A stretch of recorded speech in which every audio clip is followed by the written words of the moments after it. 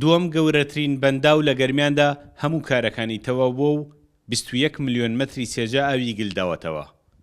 ئەمە بەنداوی ئاوەسپیە لە ناحیەی ئاوەسپی سەربەخەزای کفری.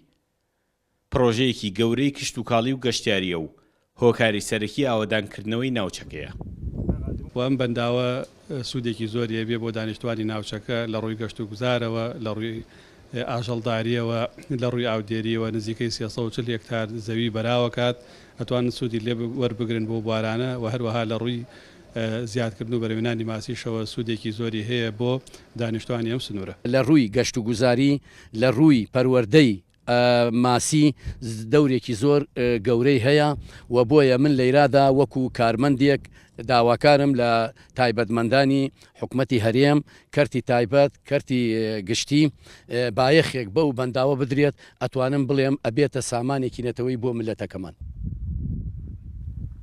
ناوچەکە بە هەندێک خزمەتگوزاری دەبێتە شوێنێکی تەواو گەشتیاری. بەهۆی ئەوەی بەنداوەکەش 340 هێکتار زەوی بەراو دەکات، ئێستا هاوڵاتیانی زیاتر لە 30 گوند سوودی لێوەردەگرن و کشتوکاڵی لە پاڵدا پەرە پێدەدەن.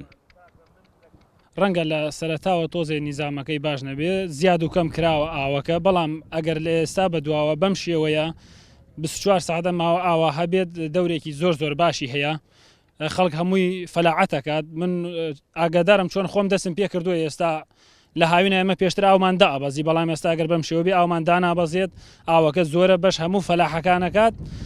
خۆم دەستم پێ کردو، ئاگادارم خەڵکی تریش لە دێگان خوارێمەوە دەستیان پێ کردو، هەمووی خەریک فەلاعەتە. بەنداوەکە 28 مەتر بەرزە. لە ساڵی 2011ەوە کاری تیادا دەست پێکراوە، بەڵام بەهۆی قەیرانی دارایی و گرفتی ئەندازیاریەوە تەوەبوونی دواکەوت هەتا ئەم ساڵ کە بە فەرمانی خوبات تاڵەبانی جێگری سەرۆکی حکوومەتی هەرێم پارەی بۆ تەرخان کرا. لەسەر ڕۆشنایی ئەو پەندەی پێشینان کەوتراوە ئەو ئاوەدانی ئێستا گەرمیان بەهۆی ئەم بەنداوەوە ناوچەیەکی بەرینی لێ ئاوەدان بۆتەوە. سامان کەریم کورد، سات نیوز، ناحیەی ئاوەسپی سەربەقەزای کفری.